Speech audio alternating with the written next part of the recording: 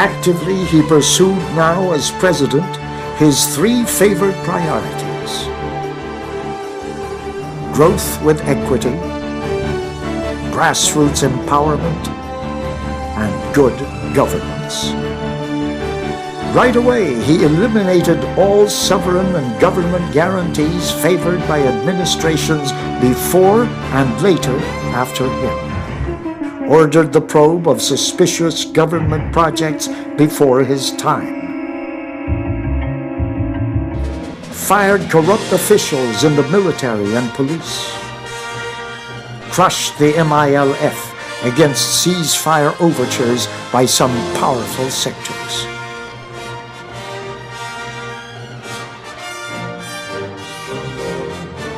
Opposed moves to hike utility rates, and took pride in his cabinet whose members were never involved in any scandal or anomaly.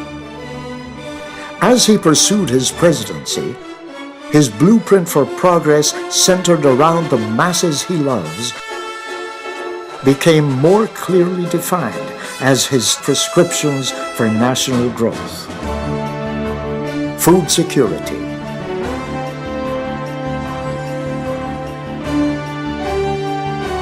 creation of a Filipino dairy industry,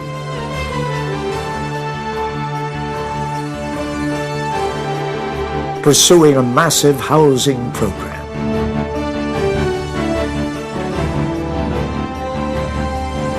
removal of patents to reduce cost of medicines, emphasis on education for indigent youth,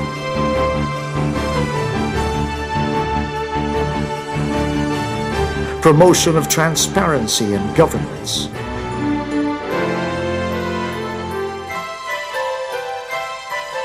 controlling unmitigated price hikes,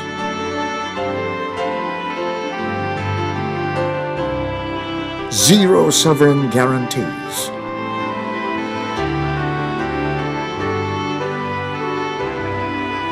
ensuring peace and order for progress,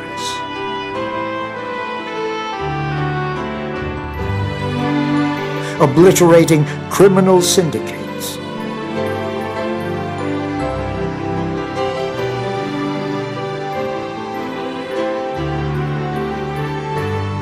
adopting a mailed fist policy against rebels,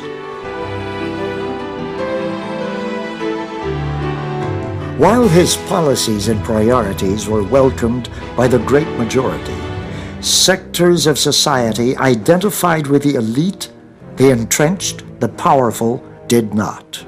Few perhaps, but strong in clout. These were the enemies he created in his uncompromising pursuit of his mandate to always choose the greater good for the greatest number. The conspiracy shifted into full gear, with trumped-up impeachment charges railroaded against him. Like all good leaders, he allowed the legal process to take its course. During the course of the impeachment hearings that were going nowhere, the opposition at the time alleged that incriminating evidence was contained in the second envelope, which was at the center of controversy of the trial. When the majority of the senator judges voted to exclude the second envelope, correctly because it was not part of the formal complaint, the no votes have it. The prosecutors walked out like sore losers, thus halting the impeachment trial.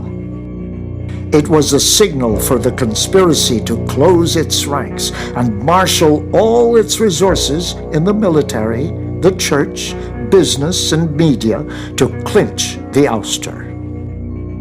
It did so. And to avoid violence and bloodshed, he quietly moved out of Malacanang. But he never once suggested that he intended to resign. I will have to proceed to EDSA to administer the oath on the Vice President as acting President. In all humility, I accept the privilege and responsibility to act as President. As acting President. To act as President. In the ensuing confusion, the conspiracy swore Gloria Arroyo into office against all tenets of the Constitution. The Constitution provides that a sitting president can be replaced only if he resigns, dies, is incapacitated, or is impeached. Not one of these four conditions existed when the leader of the masses was unceremoniously ousted. Later, in a dinner hosted by her co-conspirators in the Council for Philippine Affairs, or COPA, Arroyo paid tribute to those who helped make the power grab possible. Maybe I should tell my version of some of the untold stories, especially with regard to the military. And now that it can be told, I think I should mention who they are. That group that I was meeting with since January was made up of General Larry Mendoza and Colonel C.P. Garcia and retired General Rio. Art Carillo, and he's right there. General Espinosa, whom everybody knows is my dear friend, and Spine is there too. General Braganza. And actually, Boyce is another friend of mine. Legal luminaries and international community condemned